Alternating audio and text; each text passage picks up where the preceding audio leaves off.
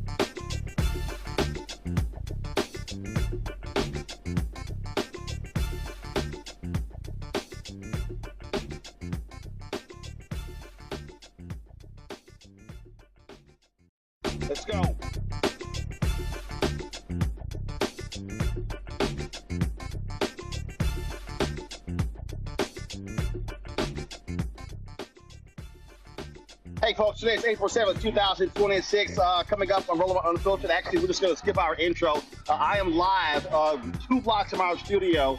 This is Lafayette Park, and you have of course, a number of protesters out here who are protesting the war in Iran. The United States, of course, aligning with Israel in this particular battle. And so we're going to be talking about that. Also, we're going to talk about the issue of voting that we've been dealing with as well. So let's do this here. Lots to talk about. So let's do this here. I want to go to my first guest, folks. Deal with Tennessee voters, of course, have been focusing on voter suppression in that state, where Tennessee, they are saying that a number of people may not be registered to vote. Let's pull up our guest right now. Amber Sherman, the Tennessee regional organizer for Black Voters Matter. They are expressing concerns regarding the need for Tennessee to have their own state voting rights act. Amber, we're hearing that in a lot of other places as well because not having the protections in the U.S. Supreme Court. Explain to the audience why there's a call for Tennessee to have its own voting rights act. Yeah, I mean, the main reason is because, we are waiting for the Supreme Court decision where Section 2 might get gutted. And so the best way to protect Tennesseans and make sure they have their rights to vote is to have a state voting rights act, which would put those federal laws actually into a state law that's protected. And so we won't have to worry about the many issues we're having with folks being able to vote, the access to vote. Just last month in Memphis and parts of Tennessee, people were checking their voter status and it wasn't coming up to the point where our Secretary of State himself, Trey Hargett, looked up his own voting record and couldn't find him either. And there was a glitch in the system and they had no protocol in place for when something like that happens. And so a lot of people are nervous that they aren't even going to be able to vote or that they're going to have another glitch on Election Day. And so how are y'all letting people know what's going on? Bottom line is Election Day, of course, is going to be in November. Republicans run Tennessee, so what you're describing may not happen. So we have 3 elections this year. The first one's actually on May 5th for local offices here in Memphis, and we are a Democratic stronghold. And so we want to make sure that, locally we have folks who can fight for us and make sure they're, putting our voting rights in the forefront. And we do have representatives who actually have been fighting for us for a few years. It just passed a huge bill, HB 687, for voting rights that would allow people who have had their voting rights taken away due to felonies to get their voting rights back, even for folks who are back child support. If you have child support that's behind and you're not on a payment plan that's active, you're not able to get your votes back. And so this would allow even those people, which would impact about 500,000 Tennesseans are being impacted by this because they can't get their rights back unless they have that balance paid off or they have their court costs and fees paid off. And now, as long as that person is current on both child support and court costs and fees, then they can get their votes restored. And so obviously, look, you've got a primary coming up. Then, of course, we have what's going to be happening for the general election. And so, what is the alert system? How are you talking to people? How are you alerting them? And how are you bringing in others to also get people focused on being to check their status? Because we know how Republicans across the country want to suppress voting rights. Yeah, I mean, we're doing it in a multitude of ways. Our partners here in Tennessee are canvassing, they're phone banking, they're having community events to make sure folks know how to check their status, make sure they have the proper ID to vote. And if they don't have the ID to vote, getting them the resources to get a free ID so they can make sure they're able to vote. And also making sure that we do have an alert system set up. And so similarly, in other situations with Black Voters Matters, when we have had states who have had issues on Election Day, we've been able to send out text messages to Black voters. And so we'll for sure be doing that if something does happen in Tennessee. But our hope is that there are no issues and that as we're leading up to our May election, August election, November election, we're getting people out to vote and getting them the information they need and they're able to exercise their right. All right, then. If folks want more information, where do they go?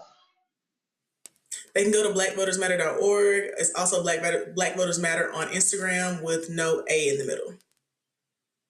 Okay. All right, Amber. We appreciate it. Keep up the good work. Thank you. All right. Thanks a lot.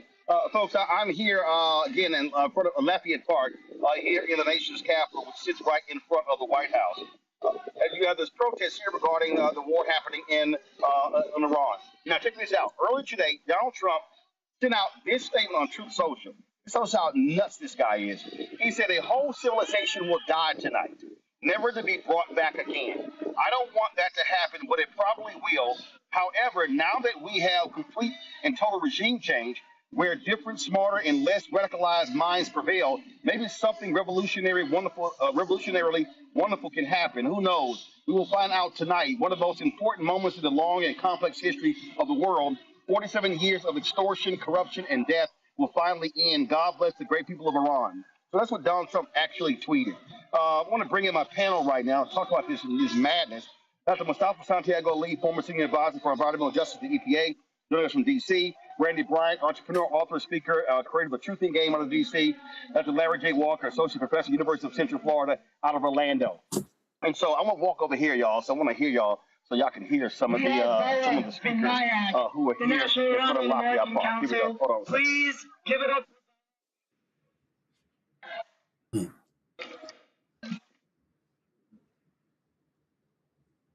National Iranian American Council. The President of the United States has threatened the destruction of an entire civilization. Hi, how you doing? Hear me okay? What's that? A military target and a civilization.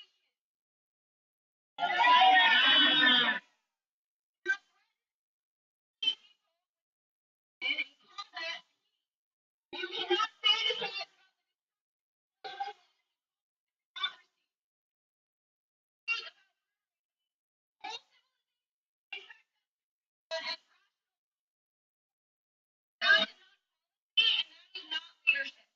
right.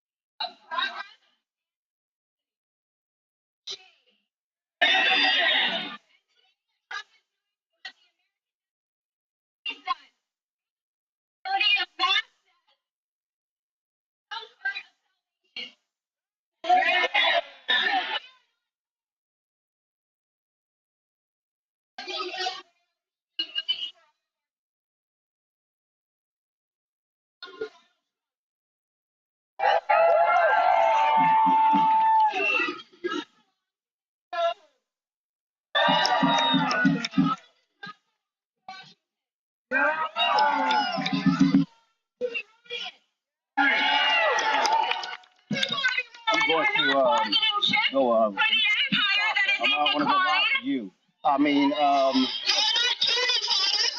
listen to that statement, Mustafa, to listen to Donald Trump post the end of a civilization. And what's crazy to me, Mustafa, is to listen to MAGA folks say, oh, well, this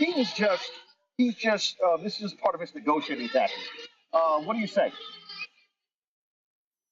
I say that there are 90 million people in Iran. I say there are 20 million children that are in Iran. So when you talk about annihilating a whole country, when you talk about taking people back to, I forget how he said it, the Dark Ages or the Stone Ages, whatever it might be, that speaks to,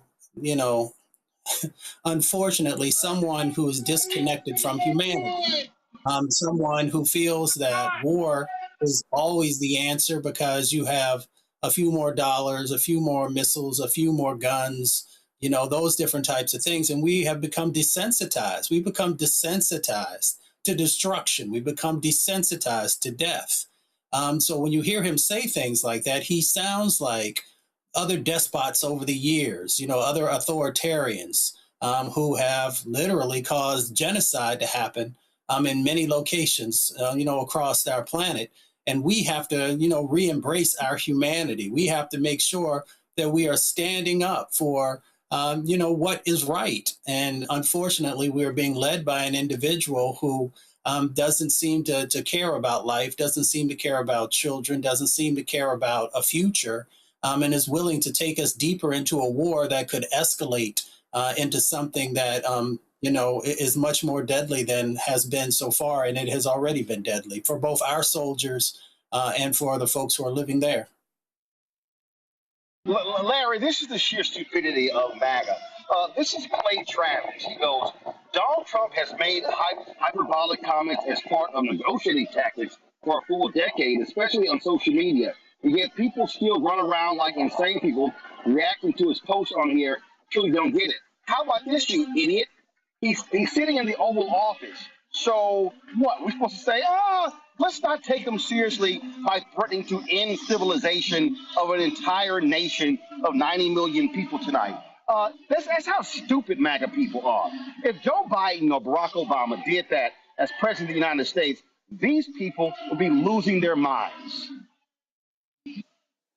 They absolutely would. And listen, this is not a reality TV show. This is not a game, and this is very, very serious. And I think we need to make the connection between the language you saw posted today and the language that the president, VP, and other right-wingers had made about immigrants and other groups. This is part of that journey of troubling language in terms as it relates to how we should view various populations, various groups. And to ignore it is dangerous. We also have to acknowledge that he literally has his finger on the largest nuclear arsenal in the world. And ignoring this, we ignore it at his own peril. And listen, the strait is closed. We're seeing geopolitical, economic challenges as it relates to not only the United States, but other places. And this is intensified to a breaking point.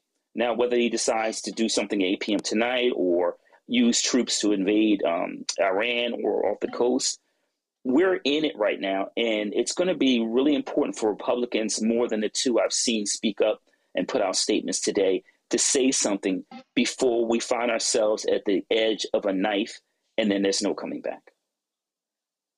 Brandy? It's been hard for me to function throughout today because I don't believe that people are understanding the severity of what's happening right now. I mean, yes, Trump has talked crazy since his first time in office, but I believe that his mental health has actually become worse. And so we're sitting here depending on a madman to have some sense. And there is a whole civilization that is at risk. And if we're honest, Trump does not like people that are different from him. And so I don't even think he sees Iranians as people. And I think that when he says wipe away a civilization, he very well is capable of that. And so, what I don't understand are all the people that, we send to defend. And it seems like even Republicans, even MAGA would say, okay, this has gone too far. And the suggestion that someone would say, this is just part of his negotiating tactics, who would trust him? I mean, who would trust that he is negotiating as if he's a person who is wise? The man couldn't negotiate and run his businesses. All his businesses went out of business. So why would we trust that he's simply negotiating and threatening an entire country, an entire genocide because of what? Oil.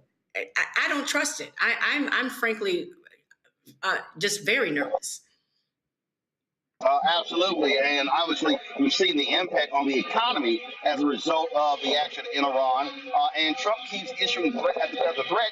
The Iranians are not backing down. They refuse to engage in a ceasefire. And so basically what they're saying is, I dare you. So we'll see what happens. Let's go do this here. We're going to go to a quick break. We're going to come back more live here. We've got more interviews, but more live here from Lafayette Park, here in the nation's capital, as they are protesting this war with Iran in front of the White House. You're watching Rolling on Unfiltered on the Black Star Network. Protect your mind. I love you, son. And your mother. More than anything. And I'm gonna keep doing the best I can to prove it.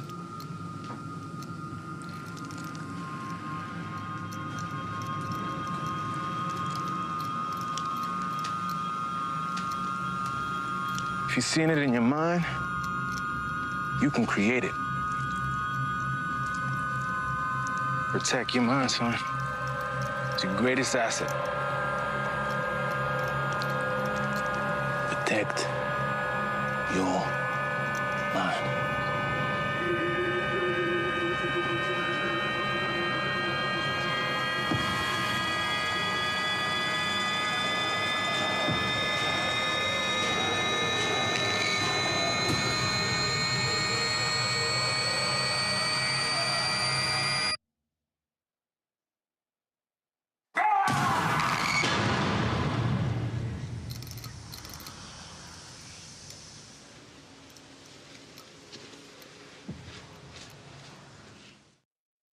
MAGA Republicans ended diversity programs, cut funding for Black students, and fired federal employees. And they won't stop there. Now, they've redrawn congressional maps so that they can rig the November elections. But we have the power to stop them. By voting yes for fair elections, we have the final say on who represents us in Congress. This is a temporary measure to restore fairness. They are not backing down, and neither can we. Make a plan to vote by April 21st and vote yes for fair elections. With medicine and science under attack, I want to keep you and your family informed and healthy. I'm Dr. Ebony Hilton, and I knew at the age of 8 that I wanted to be a doctor. So I studied hard and became the first African-American female anesthesiologist hired at the Medical University of South Carolina since its opening in 1824. And I always say I was made into a doctor, but I was born to be a mom. And as a new mom, wife, sister, daughter, and friend, I understand how frightening a medical crisis can be. I care for individuals on some of the worst days of their lives, and it's my mission to provide you with a safe space to gain clarity on issues affecting your mind, body, and soul. I recognize that there are health disparities, particularly as it pertains to race, and I want to help bridge the gap between you and your healthcare providers. Join me every Thursday for Second Opinion on the Black Star Network, where each week I'll invite experts from various medical fields to share the latest health news. We'll discuss topics such as the vaccine debate, mental and sexual health, medical bias, infertility, menopause, andropause, nutrition, and aging. Together with my medical colleagues, we aim to provide you with a second opinion. Don't miss it, Thursdays only on the Black Star Network.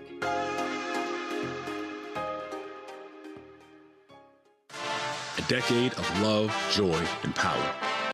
Black Voters Matter is 10 years old, and we are just getting started. This is love with a purpose. This is Black joy in motion. This is unstoppable power. Across campuses, neighborhoods, and back roads. Let's go! We show up, not just to vote, but to be seen, to be heard, to belong. We ride together, we organize together. We remind each other that our voices matter, because they always have. Black Voters Matter is about more than ballots. It's about housing and healthcare, clean water and living wages, education, reproductive freedom, and dignity.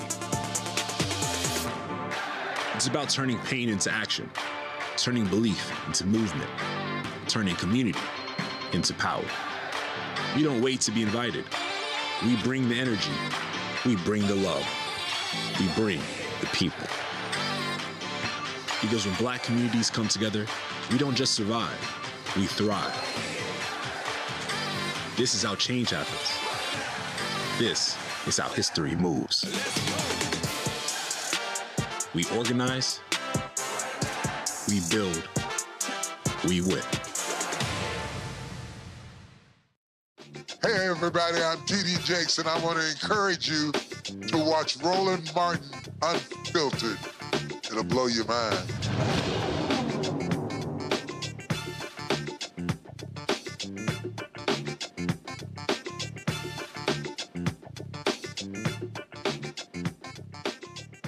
All right, folks, welcome back here. We're at this rally in front of the White House. Let me flip this camera here so you guys can see the people out here. I'm also change the microphone so you can hear some of the speakers. Hold on one second. $400 million in weapons and shipping companies complicit in genocide. So we know to break these chains, to break the chains of imperialism, we need to expand our power, to expand our organizing right here in the Imperial Court. So to join the campaign, go to VRS Divest sign the petition, and reach out to the Palestinian youth movement to join us. Reach out to the Party for Socialism and Liberation. Reach out to Code Pink, to NIAC, to any one of the dozens of organizations here to continue this fight until Iran is free and until Palestine is free from the river to the sea.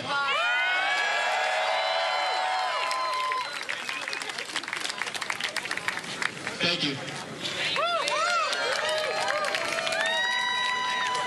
Brick by brick and wall by wall. Brick by brick and wall by wall. Zionism will fall. Zionism will fall. Brick by brick and wall by wall. Brick by brick and wall by wall. Zionism will fall. Zionism will fall. Brick by brick and wall by wall. Brick by brick and wall by wall. Zionism will fall. Zionism will fall. Free, free Palestine. Free, free Palestine. Within our lifetime. Within our lifetime. Free, free Palestine. Free, free Palestine. Within our lifetime. Within our lifetime. Free, free Palestine. Free, free Palestine. Within our lifetime. Within our lifetime. No boots on the ground, no bombs in the air. No boots on the ground, no bombs in the air. U.S. out everywhere. U.S. out everywhere. No boots on the ground, no bombs in the air. No boots on the ground, no bombs in the air. U.S. out of everywhere. U.S. out of everywhere. Said no boots on the ground, no bombs in the air. No boots on the ground, no bombs in the air. U.S. out of everywhere. U.S. out of everywhere.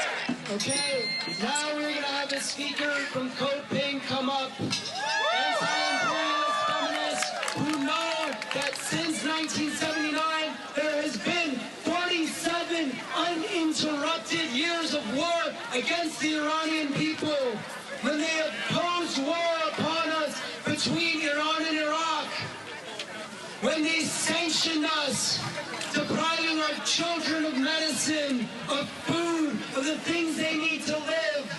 Whether they bombed us in June of last year, or they bombed us now. Now please welcome up Bita from Code Pink. Hands off Iran! Hands off Iran! Hands off Iran! Hands off Iran! Hello everyone, my name is Bita. I'm an Iranian American. I'm an organizer and volunteer with Code Pink. I stood in front of you all when this illegal attack on my homeland began. Today, almost 200 school children were killed by bombs. Bombs we pay for with our tax dollars. And today I stand here again as the President of the United States threatens to annihilate my people, my country. And still, none of this is surprising. Not only because for years, across administrations, when I see my friends from our region of the world, we don't greet each other anymore by saying, "How are you?" Instead, we greet each other by saying, "Have you heard from your family?"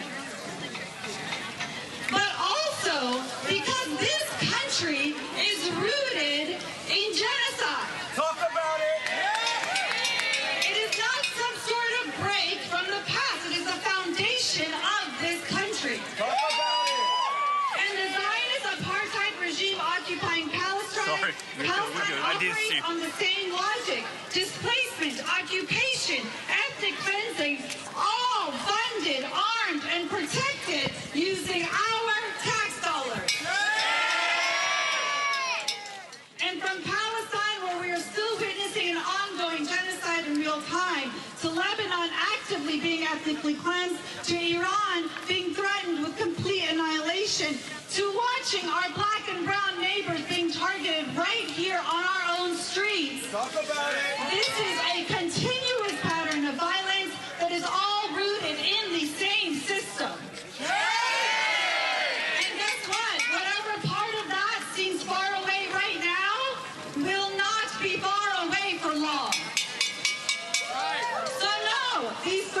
not shocking. They are exactly what the system is built to produce: power, profit, and expanding Western imperialism at the cost of human lives and the planet. And the psychological warfare we are experiencing as we wait to see what devastation they're going to cause next is part of their strategy. We wait for a message or call. We wait to find out if the people we love are still alive. But when we look to the people in our homeland, we see more than that. We see resistance. That's right.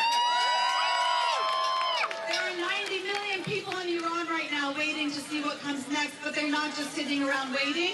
There are images coming out of Iran right now. We see people standing strong. We see Iranians of all ages linking arms across the very bridges they're fighting to destroy. That is a lesson we have learned from every country threatened from these genocidal entities, and from watching as these politicians in suits who have had years to choose humanity instead of war repeatedly choose war. They choose profit. They choose to fund the killing of babies instead of funding our communities. Bring back the guillotine! War has long been bipartisan. The Epstein class has long been bipartisan. They write statements, they send tweets, and then they move on. It is our responsibility to keep up the pressure. They work for us.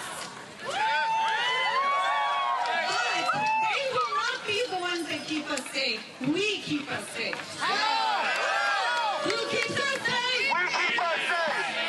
We've learned that we must be the ones that move us forward. It is our collective resistance that will shape what comes next. A future where human life comes before war, where money funds care and not destruction, and where people matter more than profit. So please, I thank every single one of you for being here today.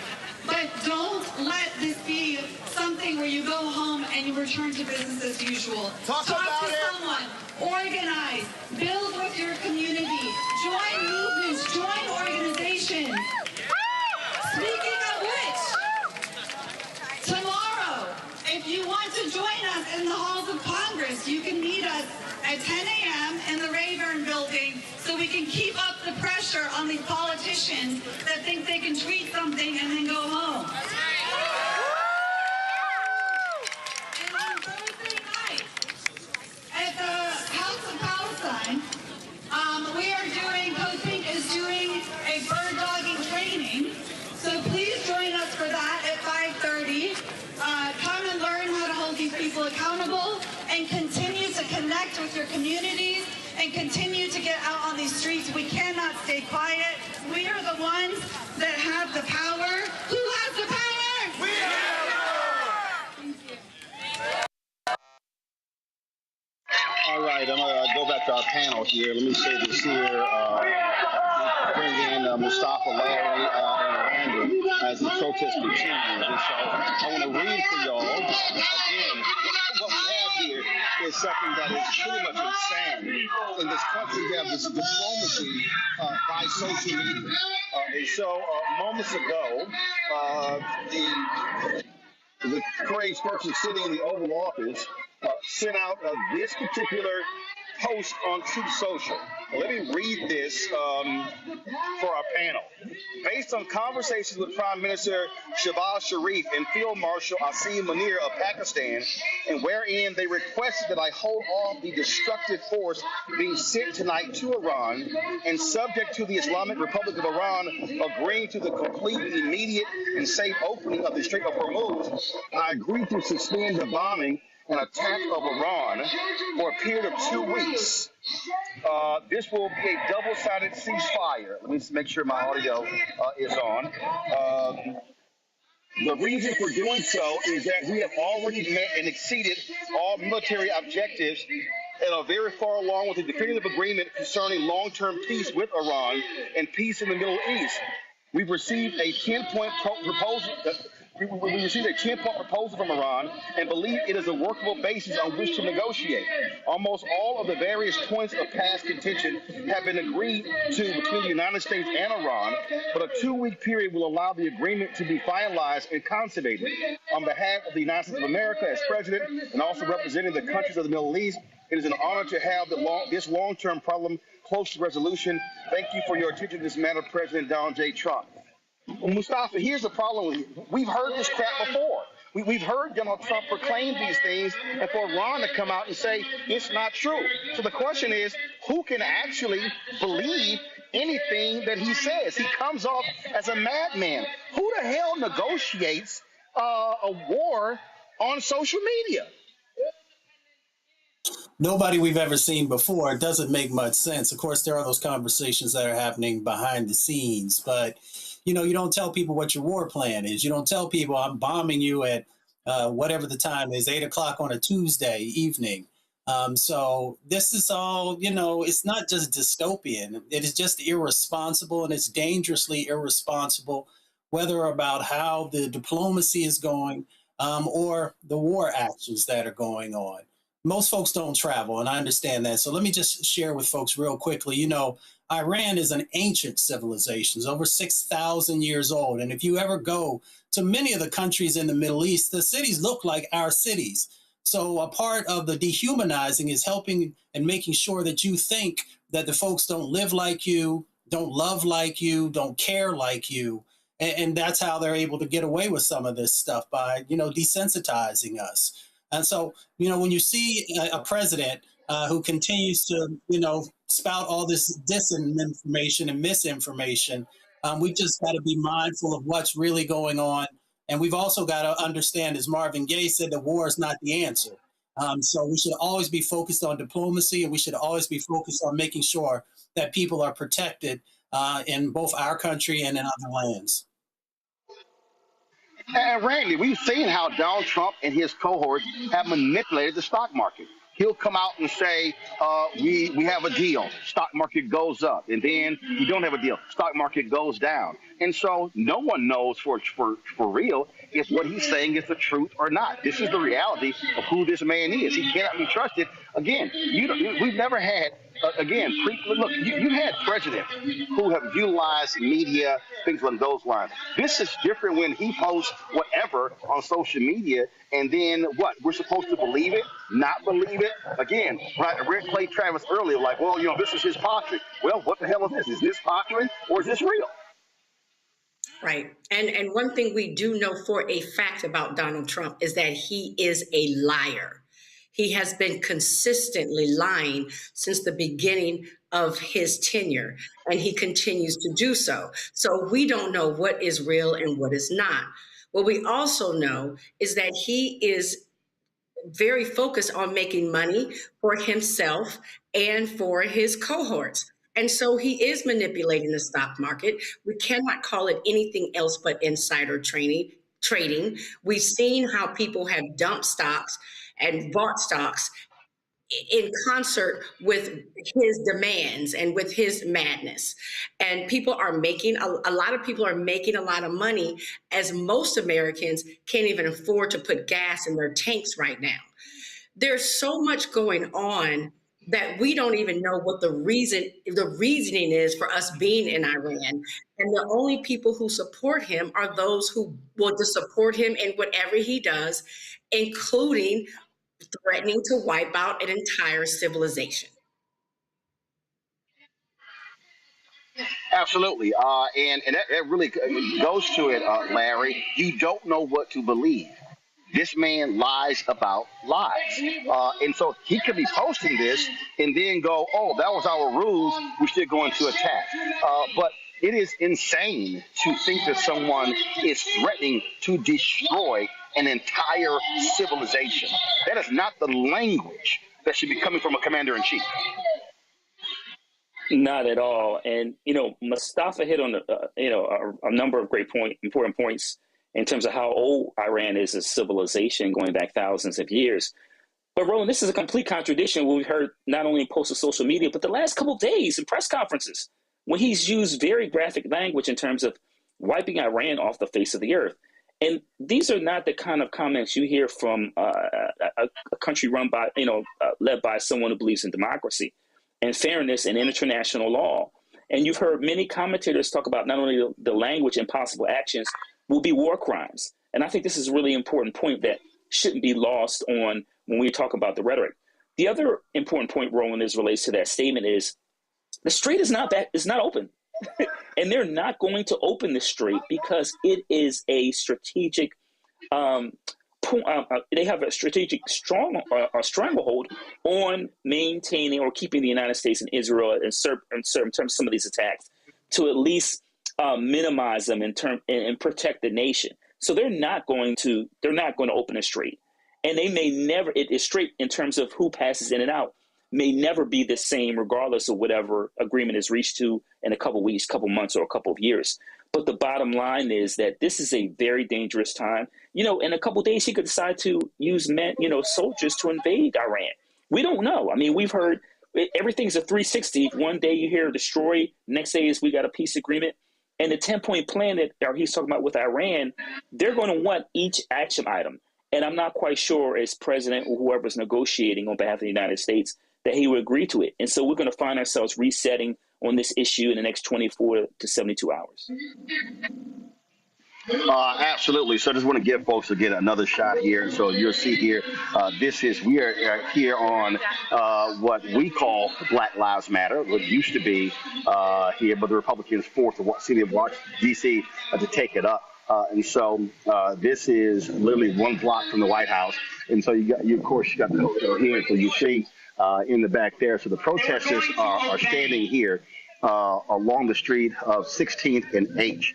Now, protests used to take place in Lafayette Park, but Donald Trump, it's like the first time they have cordoned off Lafayette Park. And so you used to have protests take place literally right in front of the White House. But Donald Trump has refused to allow that to happen. Let me just give y'all a sense of now what this looks like. They are two sparks of the same light. This wasn't here when Joe Biden was here. But this is what Trump has decided to put back since he came back. So you see them, they've erected this huge fence right here that sits in front of Lafayette Park. And so, and you see them, of course, they've been destroying, they've destroyed the East Wing, and so they have blocked off Lafayette Park. And so protests used to take place right here in this park, right in front of the White House. And so you see, I'll zoom in, you might see that tall fence that was there. Of course, that was put up the first time Trump was here because he was too scared of protesters. And so as a result, what they've done is they've now erected this. And so folks are protesting here, right here at 16th and H. And so this has really become the place where folks protest because, as you see, they're completely taken over Lafayette Park, where people used to be able to go. And so if you came to Washington, D.C., you used to be able to go and, let me see if I can raise this stick up any higher, go above the fence line. And so you'll see right here, they used to be able to go in front, be able to protest right in front of the White House, but not anymore. So you have all of this construction that exists right here. And so even if you go on the side of the Treasury Department over there, you're really going to be on the street there. And then over here, where the old executive office building is. And so you no longer have it where you can actually protest directly in front of the White House. And so you see folks are right here banging on this fence and screaming. And it was to the point that when Nixon was president and other presidents, they could be protesting in front of the White House, and they could actually hear them inside of the White House. But you now have some distance from the location. So I'm going to switch my microphone, and you can hear the folks.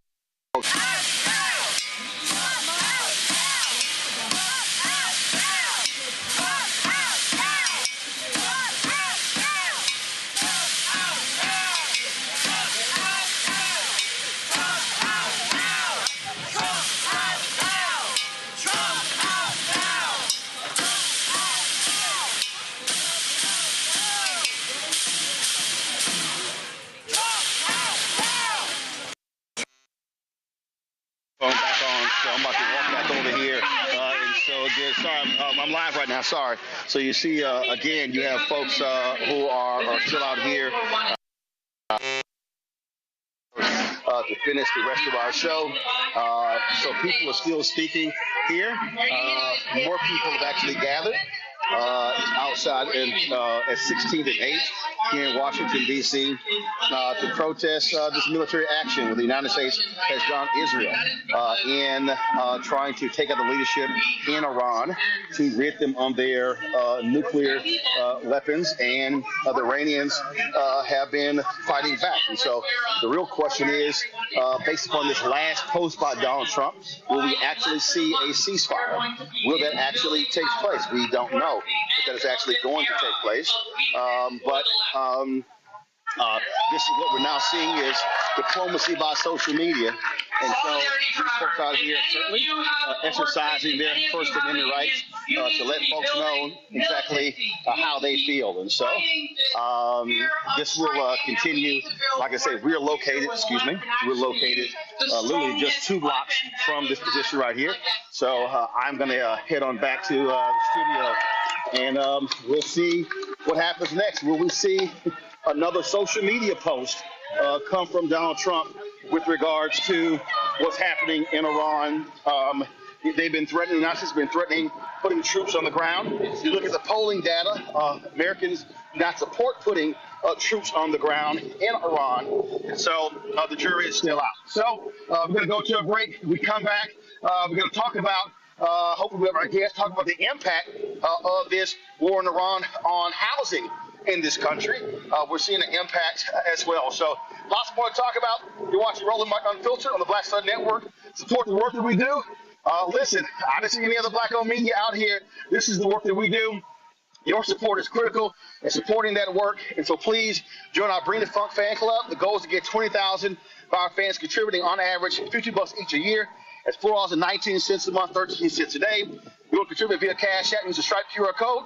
You see it on the screen. That's also for credit cards, checks, and money order. Make it payable to Roland Martin Unfiltered. P.O. Box 57196, Washington, D.C. 2003 7-0196. PayPal's R Martin Unfiltered. Venmo's RM Unfiltered. Zelle, Roland at RolandSMartin.com. Roland at RolandMartinUnfiltered.com. We'll be right back. Why does it feel like we're going backward? Voting rights under attack, schools stripped of funding, Black history erased. This is the Trump MAGA agenda. They want to take us back. They are redrawing congressional lines in states across the country, deciding who gets power and who gets silenced. We see what this is, a power grab. Virginians won't be fooled. Show up, vote, take back our power. It's a temporary measure that gives the people, not politicians, the final say. Vote yes by April 21st. With medicine and science under attack, I want to keep you and your family informed and healthy. I'm Dr. Ebony Hilton, and I knew at the age of 8 that I wanted to be a doctor. So I studied hard and became the first African-American female anesthesiologist hired at the Medical University of South Carolina since its opening in 1824. And I always say I was made into a doctor, but I was born to be a mom. And as a new mom, wife, sister, daughter, and friend, I understand how frightening a medical crisis can be. I care for individuals on some of the worst days of their lives, and it's my mission to provide you with a safe space to gain clarity on issues affecting your mind, body, and soul. I recognize that there are health disparities, particularly as it pertains to race, and I want to help bridge the gap between you and your healthcare providers. Join me every Thursday for Second Opinion on the Black Star Network, where each week I'll invite experts from various medical fields to share the latest health news. We'll discuss topics such as the vaccine debate, mental and sexual health, medical bias, infertility, menopause, andropause, nutrition, and aging. Together with my medical colleagues, we aim to provide you with a second opinion. Don't miss it, Thursdays only on the Black Star Network. Protect your mind. I love you, son. And your mother. More than anything. And I'm gonna keep doing the best I can to prove it.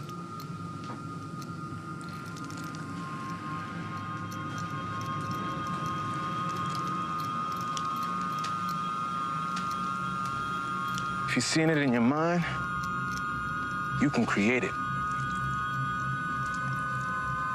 Protect your mind, son. It's your greatest asset. Protect your mind.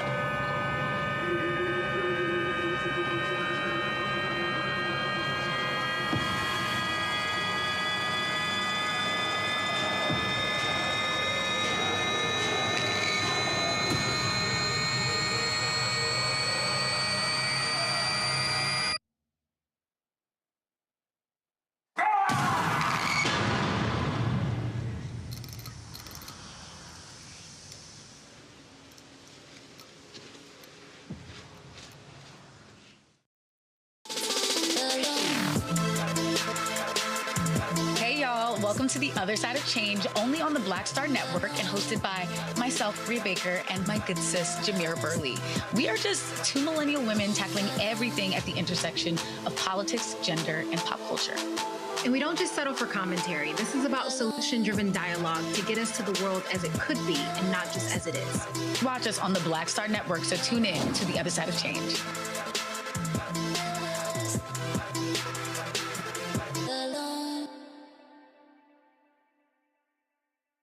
Virginia, we are counting on you.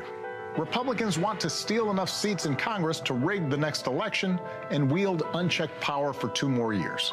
But you can stop them by voting yes by April 21st. Help put our elections back on a level playing field and let voters decide, not politicians. This is the responsible thing to do. Help us chart a better path forward, Virginia. Vote yes by April 21st. A decade of love, joy, and power. Black Voters Matter is 10 years old, and we are just getting started. This is love with a purpose. This is Black joy in motion. This is unstoppable power. Across campuses, neighborhoods, and back roads. Let's go! We show up, not just to vote, but to be seen, to be heard, to belong. We ride together. We organize together. We remind each other that our voices matter, because they always have. Black Voters Matter is about more than ballots. It's about housing and healthcare, clean water and living wages, education, reproductive freedom, and dignity. It's about turning pain into action, turning belief into movement, turning community into power. We don't wait to be invited. We bring the energy. We bring the love. We bring the people. Because when Black communities come together, we don't just survive, we thrive. This is how change happens. This is how history moves. We organize, we build, we win. I'm Ryan Wilson, CEO and co-founder of The Gathering Spot, and you're watching Roland Martin Unfiltered on the Black Star Network.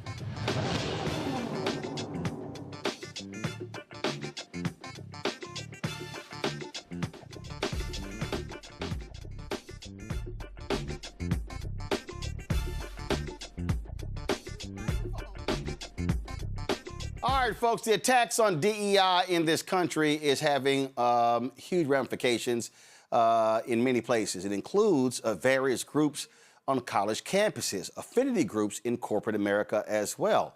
Donald Trump and MAGA, they've been attacking these organizations, claiming they discriminate. And what's happening is universities are scared to lose their federal funding. So as a result, they are bowing down to the wishes of these deranged MAGA folks and shutting these groups down. This is happening. We saw at Alabama where 2 magazines, one for people of color and one for women, was closed as a result of their anti-DEI position. Now we're seeing what is taking place at the University of Missouri. That's right. The crackdown is taking place. In July, the university will cease funding 5 identity-based student organizations, including the Legion of Black Collegians, which serves as the campus Black student government. In June, again, Trump's folks issued a memo warning that organizations that create, quote, identity segregated spaces could be violating federal anti-discrimination laws. And following a review, the university identified the 5 groups, each focused on supporting marginalized students that they believe could be at risk of scrutiny by the Department of Justice, potentially threatening the school's federal funding. While these groups will no longer receive designated funds, the university has stated they will be able to apply for general funds like other student organizations. However, this change is expected to result in a significant decrease in funding. This year, the Legion of Black Collegians receive approximately $60,000, but next year it will be only eligible to apply for $3,000. Amaya Morgan is the current president of the Legion of Black Collegians, and Vice President Desmond Jones also joining us. Glad to have you all here. So, Amaya, this is obviously significant. Going from $60,000 to $3,000 impacts your programming.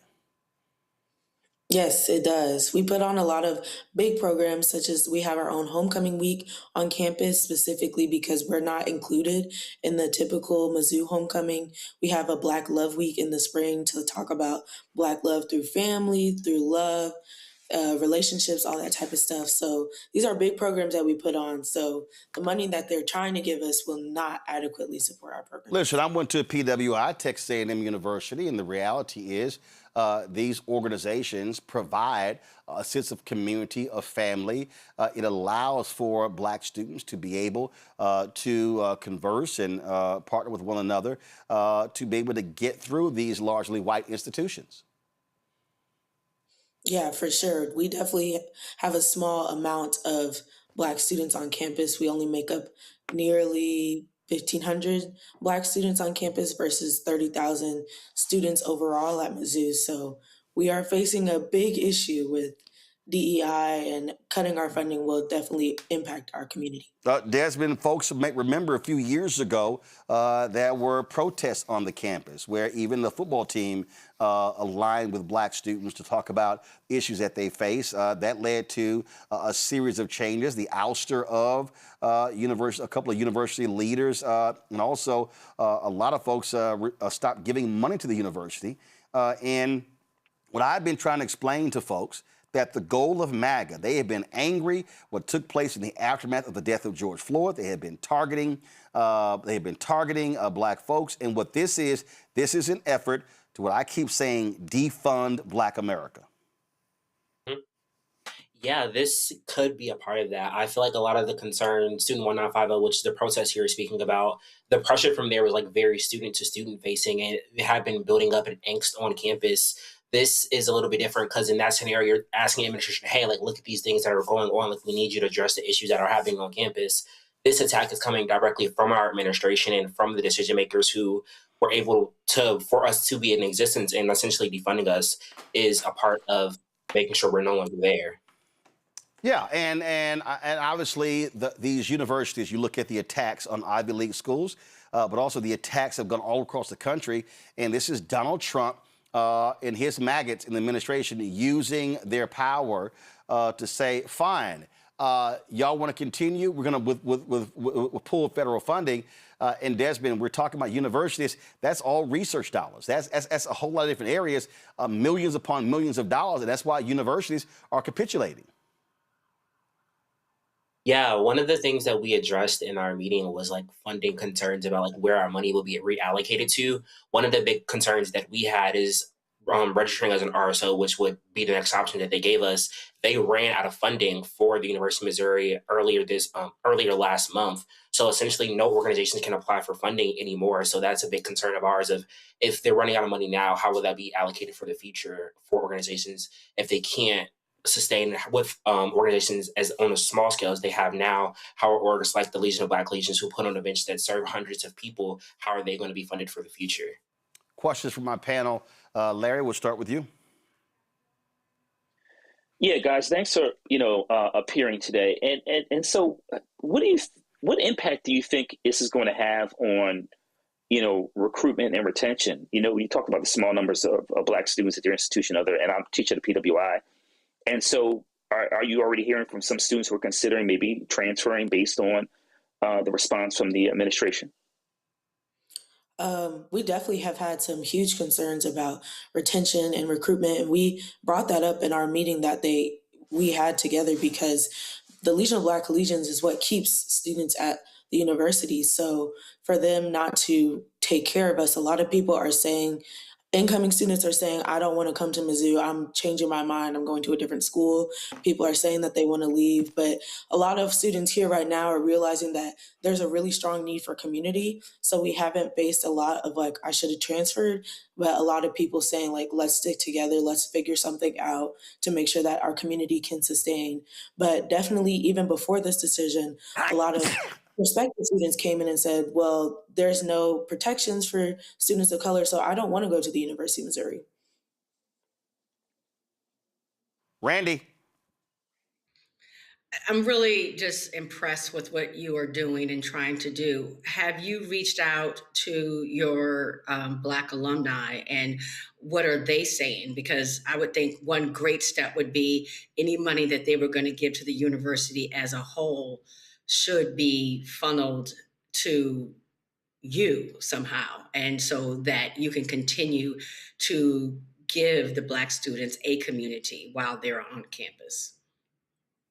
Yeah, that's definitely something that we've been looking towards. MBAM, which is the Alumni Association, specifically like that handles a lot of the Black alumni. We have been in contact with them, along with people who have been past presidents of the Legion. So we're working on funding strategies currently and getting as many people involved in our alumni and current attendance as well. Great. Mustafa? Yeah, well, as everyone else said, congratulations and keep working hard. My question for you is, this is a really tough situation that you're currently going through. How do you all, find ways of healing, of being able to navigate this? I heard you mention community before, and I'm also curious if you have allies who are actually stepping up in this moment. I would definitely say in this moment, I've learned more about community than I ever have in my entire time at Mizzou. There are so many allies. Yesterday at our town hall, we had nearly 2,000 people watching. Not only did we fill up the auditorium, there was people in the hallways, there were people in classrooms, there were people in rooms across campus watching our live stream so that they could hear when they could be watching a March Madness game right now. And so we have a lot of allies on campus, and we're just ensuring that, we still have our money in place for the rest of the year. So we're going to put on as much programming as we can for the rest of the year to ensure that we all feel like, it's not just dire death, destruction, traumatic events, but also we can have fun times. We can, have cookouts, we can have game nights, karaoke, all that good stuff. All right, then. Well, we'll keep following these stories, and certainly good luck as y'all fight the good fight. We certainly appreciate it. Thanks a lot. Thank you. All right, folks. Thank you. Going to break. We'll be right back. Roland Martin Unfiltered on the Black Star Network.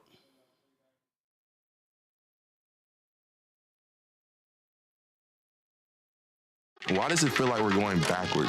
Voting rights under attack, schools stripped of funding, Black history erased. This is the Trump MAGA agenda. They want to take us back. They are redrawing congressional lines in states across the country, deciding who gets power and who gets silenced. We see what this is, a power grab. Virginians won't be fooled. Show up, vote, take back our power. It's a temporary measure that gives the people, not politicians, the final say. Vote yes by April 21st. My name is Bill Duke, and you're watching Roland Martin Unfiltered.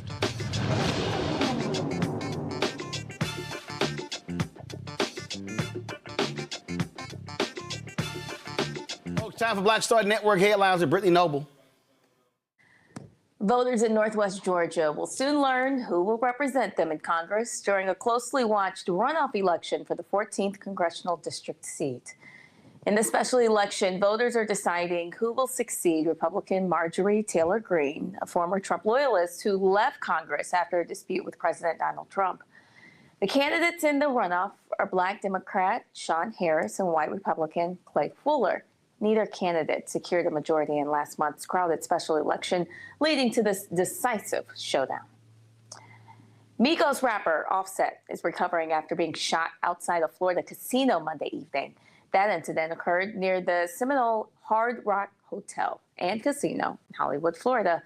Details surrounding the incident remain limited at this time, though it's indicated that Offset is fine, in stable condition, and being closely monitored.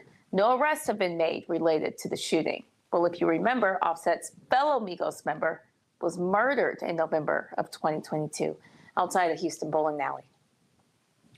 The family of Botham Jean has filed a lawsuit seeking the city of Dallas pay nearly $100 million in damages. It comes nearly 8 years after Jean was fatally shot in his apartment by former Dallas police officer Amber Geiger on September 6, 2018. Now, the two both lived in the same apartment community, and the suit recalls that the officer mistakenly entered Jean's apartment and, believing him to be an intruder, fatally shot him. She was found guilty of murder in October of 2019, and the civil trial in November of 2024 resulted in Jean's family being awarded damages. She appealed her murder conviction in 2020, but it was upheld by a Texas appeals court in 2021.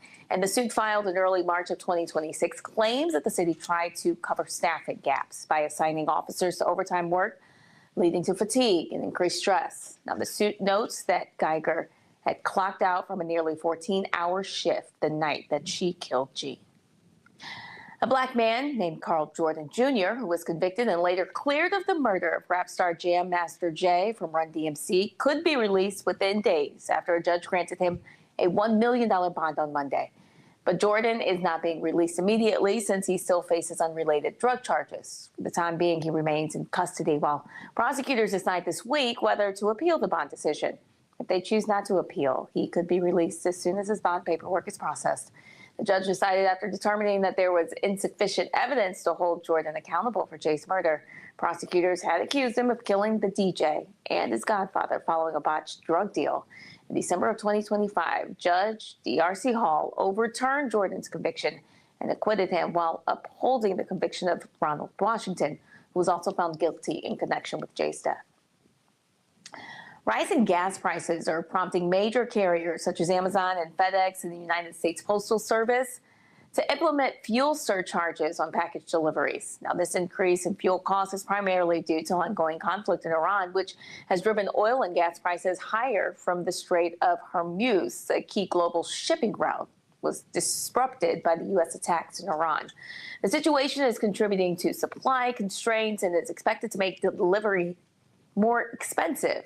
While some companies have absorbed these additional costs into their services, starting April 17th, Amazon will introduce a temporary 3.5% fuel surcharge for its third-party sellers. Additionally, USPS will impose a temporary 8% price increase on certain shipments, including priority mail, beginning April 26. A Prince George's County, Maryland hospital will now pay a black woman $18 million for its lack of action, which caused her to lose her leg. In 2020, Jamie White, then 23, slipped on some ice, dislocating her knee. She was taken to Prince George's Hospital Center. The jury concluded that the two of her surgeries, they were delayed by caregivers for hours, causing oxygen deprivation to her leg. White underwent nearly 30 surgeries over 8 months just to try to save her leg, but nothing worked, and her leg had to be amputated above the knee. During the 5-week trial, her attorneys told jurors that a dislocated knee can cause vascular injuries that threaten limbs if not immediately treated. The hospital is defending the care its providers rendered to White, saying the evidence clearly showed that White was treated in a timely manner and the care rendered to her was excellent. Byron Allen, he will soon become the new face of late-night television. CBS has appointed the black media mogul as the replacement for The Late Show. His program, Comics Unleashed, will transition into a new late nighttime slot after Stephen Colbert's departure. Beginning May 22nd, that show will air at 11:35 p.m., moving up from its previous late night position. Following Comics Unleashed, another Allen-produced series, Funny You Should Ask, will be broadcast at 12:35 a.m. This transition represents a significant milestone for Allen, whose company, Allen Media Group, is purchasing airtime from CBS to feature these programs. Back to you, Roland. All right, folks, just an update. Last night, after TMZ reported the Offset shooting, I texted his father, who told me that they had talked to him. He was okay. That him and his wife were flying to Miami to be with their son. So I'll be chatting with him a little bit later to get an update on what is happening with Offset. All right, folks. Be sure to watch The Breakdown every day with Brittany Noble. The Breakdown with Brittany Noble every day, noon Eastern, right here on the Black Star Network. Again, The Breakdown with Brittany Noble, noon Eastern every single day on the Black Star Network. Time for shopblackstarnetwork.com.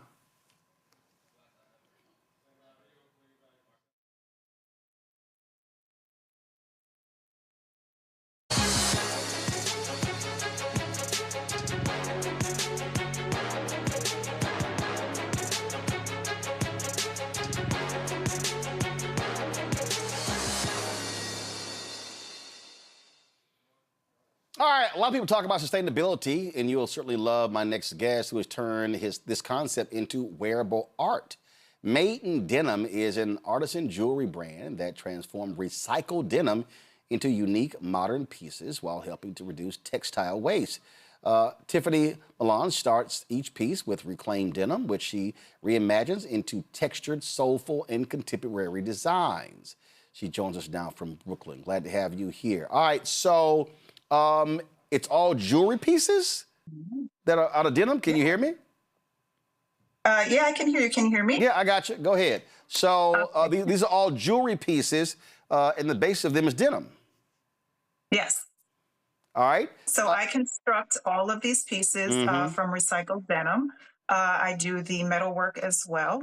And I infuse recycled denim into different types of metals. I use gems, wood, leathers, and all other types of goods to produce this beautiful jewelry. Where'd you get the idea? I used to be a denim buyer, and I always used to wear, very large pieces of jewelry. And I had actually gone to one of my vendors, and in his studio, he had a 20-foot pile of denim, and expressed that with all of the scraps that they maintain, they send it off to third world countries, and it stays in their landfills for over 40 years. So that guilt of, what we used to do is cut up pieces of denim, sometimes just take by competitive market pieces and then throw it in the trash. And it really stuck with me. So I ended up taking my, love for fashion jewelry and combining it. And it actually it was a good 4 years of studying how to infuse it, because as you know, with the fabric, you put any kind of glue or some kind of wetness toward it, it, falls apart. And so it took me a while to master it, as well as I'm a very original person. If someone else is doing it, I don't want to do it.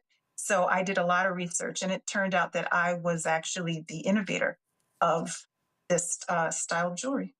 It's interesting. When I was in Ghana, I met a sister, and they were actually doing that same thing with denim and also with plastic, because so a lot they were receiving so many articles of clothing from other different places, and it was overwhelming the country. And she said, "Let's reimagine how we do this." And so it really turned into something that I thought was really significant. And so, when did you first start doing this? And what was the reaction from friends, families, and others? So I came up with the idea in 2008. And after, like I said, trying to master and see how it would work best, I launched my company in 2010. My mom is my biggest fan. She absolutely loved it. And, she wears denim all the time. And it was different to accessorize with something. They sell denim handbags and shoes, but no one had really done denim jewelry before. So she actually was, out and being my publicist and telling people about my brand. And I just did a lot of my own, work as far as pushing and trying to get people to see it. I joined Etsy because it was more of a hobby when I first started. Right. And I was the only person on that platform in 2010 who was doing denim jewelry. And then I started to see people follow afterwards. But still to this day, no one is doing it the way that I am. The way that I'm infusing it, it's more of an upscaled version of being able to wear denim, as opposed to, I'm into, definitely into recycling, and denim does have a rugged look to it. Right. But to have it more classy where, I'm dressed up today and I'm wearing it in an elevated way.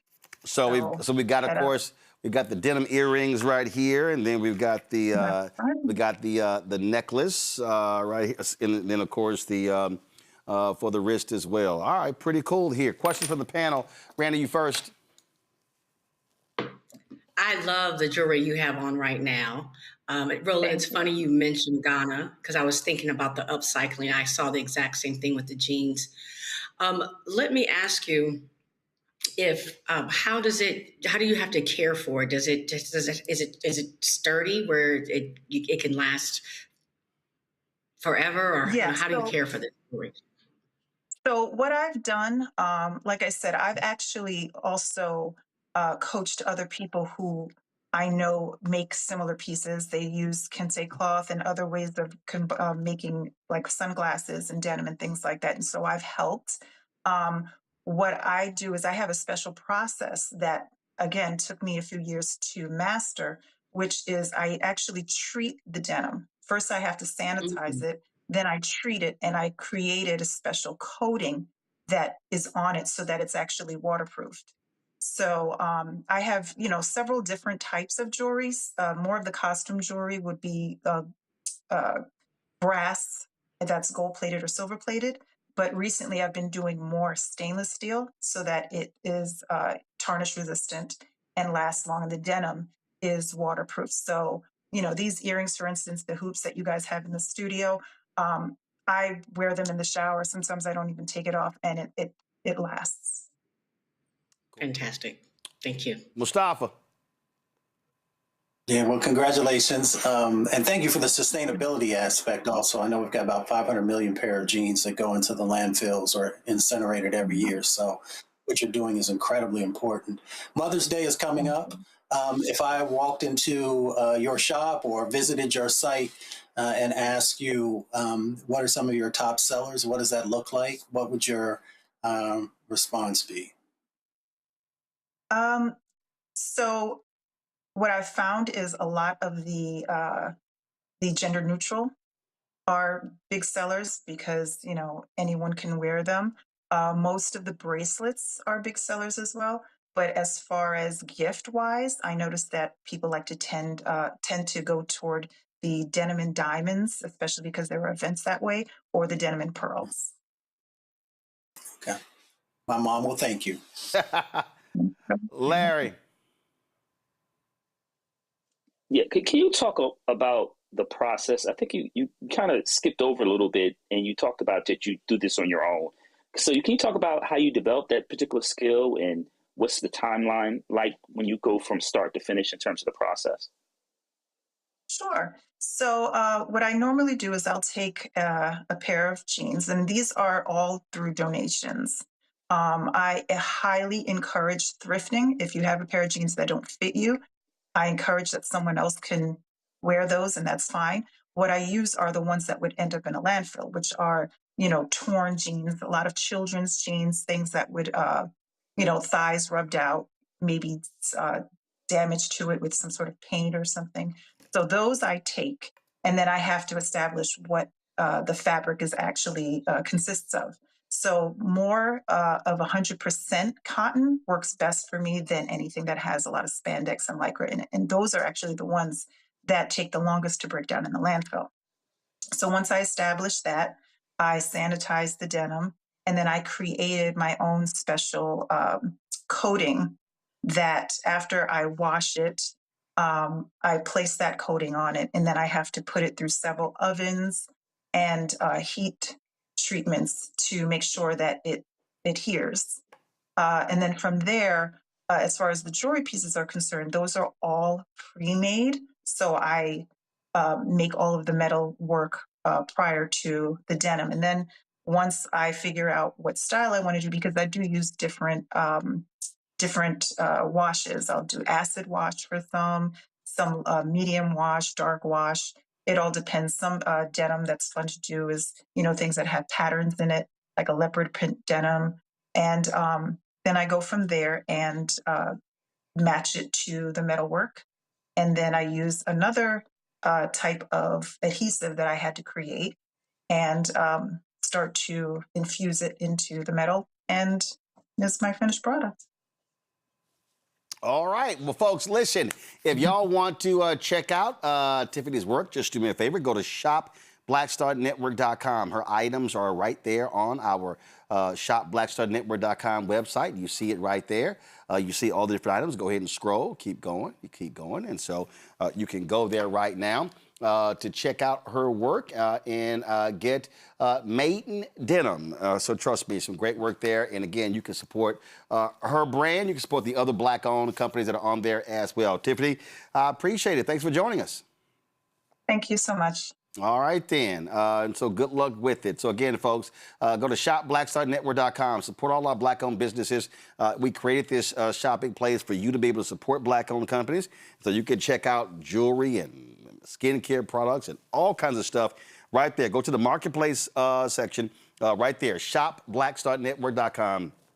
shopblackstarnetwork.com. Here's the last thing I want to talk about with my panel because I got a kick out of this. So today, I was looking at all these people were commenting on social media about a poll that came out, a Washington Post Shore School poll that showed that Virginia Governor Abigail Spanberger, 47% of the people there support what she's doing, 46% disapprove. And all of these people have been posting on the site, Mustafa. They're like, oh my goodness, look at this. So she campaigned that she was going to focus on affordability, and here she is.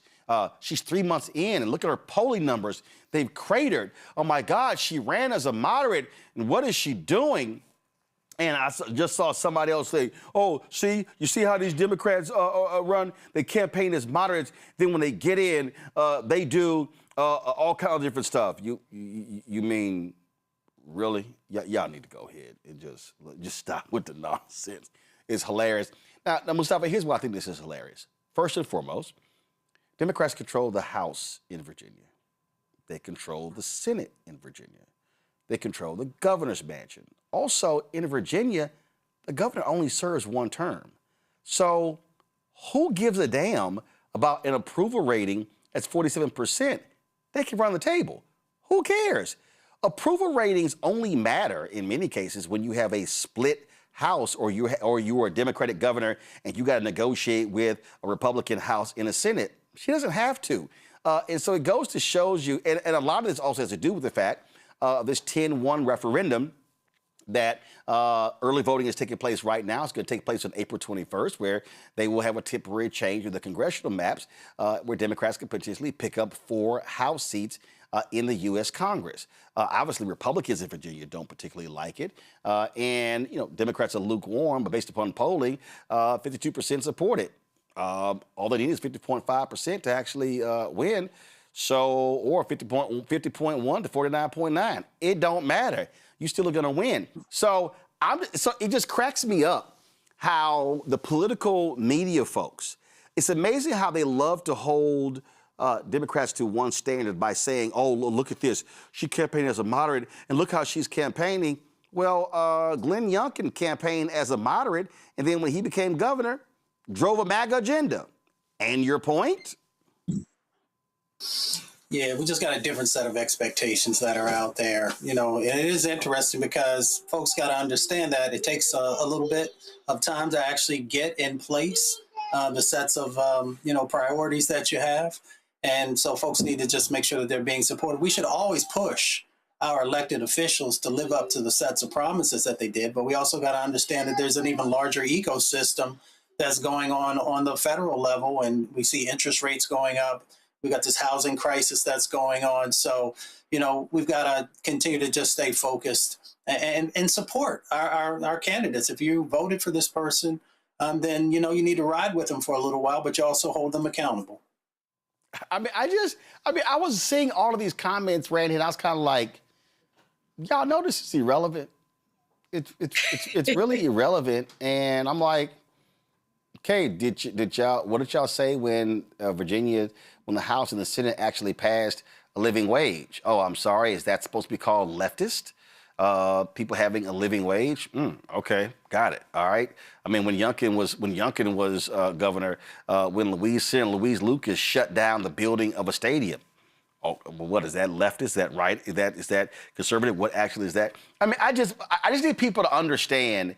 Like some stuff just stupid, and political reporters love to make a mountain of a molehill. I'm sitting there going, if you're Spanberger, who gives a damn about an approval rating when you can drive your agenda because you control all levers of government? Last I checked, that's what Republicans do when they have power. They actually run and use their power. Right. But we know that there are many news stations and reporters who try to create a story where there is none. They have to make up some news sometimes. And I also believe that many are trying to focus on the Democrats because they want to distract all that's going on with the Republicans as they're crumbling, as their leader has lost his absolute mind, as MAGA is disappointing many of their followers. I think they have to find something to say about Democrats to look like it's the still balanced, normal world where where there's two parties. No, the stories right now should be about what's happening with MAGA and the Republican Party. That's really the real news. They're just creating some sort of drama to talk about the Democrats and act as if we're also having issues. Whereas right now, I think, nothing we could do could compare to what's going on in their house. Yeah, I'm just like, Larry, like, I'm sorry, I can't, like, take this seriously. Who cares? Again, she's got one term. Approval ratings matter if you're trying to run for re-election. All right? You got 4 years. Whatever. Roland, it's a moot point. Like you said, yeah, obviously Virginia's a lot different than most other states in terms of the governorship. And like you said, you have one term to get it done. The other thing is a couple months out to look at polling it's really, you really want a year out to see where things are. But the bottom line is if you've run on a certain platforms or implementing, working, like you talk about working in the House and Senate and getting those things passed, that really all that matters. Because as a politician, you go always circle back around and say, well, I said I ran on this and this is what I'm delivering for, the residents of state of Virginia. But, ultimately, like I said, it really doesn't matter. All the thing, Roland, is, I lived in D.C. a long time, worked on the Hill. We talk about politics all the time. This is a within the Beltway story. Let's be clear about that. No one outside the Beltway or most of the state of Virginia care about that. This is a political pundit story. And like you said, she'll be fine and continue to implement her agenda by working with members of both houses. Yeah, I mean, I saw it. I was kind of like, I really don't care. I really don't care. I just need the public to understand. This is when people do polls. Polls are also driven for the purpose to create a media narrative and for other media to pick up. That's what a lot of those polls are there. Doing a poll on Abigail Spanberger, who's been in the governor's mansion for 3 months? A true waste of time. But Washington Post, whatever floats your boat. That's great. All right, that is it for us. Tomorrow, Larry, Randy, and Mustafa, is Henry Hank Aaron Day. Of course, Henry Aaron broke Babe Ruth's record, 715 career home runs on yesterday. And so I'll be rocking his number 44 jersey tomorrow. So I want to shout out. And just so y'all know, he preferred Henry Aaron. It was the white folks who called him Hank, but his real friends called him Henry Aaron. He was like, my mama named me Henry. My daddy named me Henry. My name wasn't Hank. So just want to let y'all know when people talk about Hank Aaron, no, Henry Hank Aaron, if you're going to say it. But that was what his preference was. And so we'll, of course, play an interview I did with him. We were at John Hope's Global Hope Forum, and also there was a panel that took place between Henry Aaron and Andrew Young. We're gonna restream that as well. That great conversation with them. So, Larry, thanks a lot. Randy, thanks a bunch, and Mustafa, appreciate it as well. Thank you so very much, Randy. You always get to have fun when you in the presence of three alphas. Yes, of course. This is how we do it. Larry, go ahead and throw it up so she can see. So we see all this at one time. See? Go ahead. See, Randy? So overwhelmed. Whatever. All right, y'all. That's it. I appreciate y'all being today's panel. Thanks a lot. Folks, that is it for us. I appreciate y'all joining us. We started a little bit late. We were covering the protests down the street and getting all of our technical stuff straight. But I appreciate y'all sticking with us. Do me a favor. Support the work that we do. Join our Brittany Funk fan club. Actually, before we do that, we talked about the 10-1 was happening in Virginia on Thursday. We're going to be at Virginia State University in Petersburg, Virginia. So we want y'all to come out, check us out. Great panel lined up for us to have a conversation about what's happening in Virginia, including that 10-1 referendum. Then, of course, Norfolk State will be there at Front Live doing the show on Friday. Look forward to that as well. So Virginia State on Thursday, Norfolk State on Friday.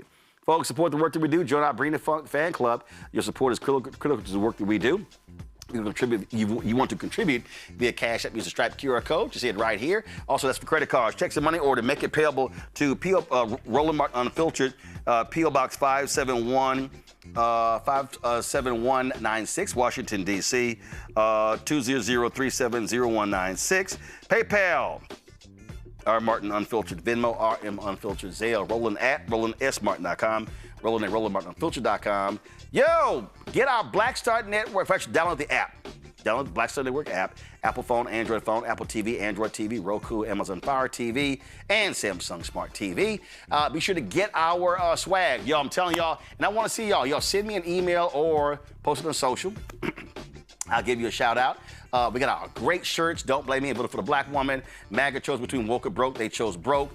Black-owned media matters. How you died does not redeem how you lived. You go to get our hats and shirts and zip-ups, all that good stuff. Go to shopblackstarnetwork.com. Lots of great products on the site. And, of course, if you want to support our black-owned businesses, a lot of great businesses. Mate and Denim, we just had them on the show. Go to our marketplace right there on shopblackstarnetwork.com. When you are buying products there, you're supporting this show, you're supporting these black-owned companies.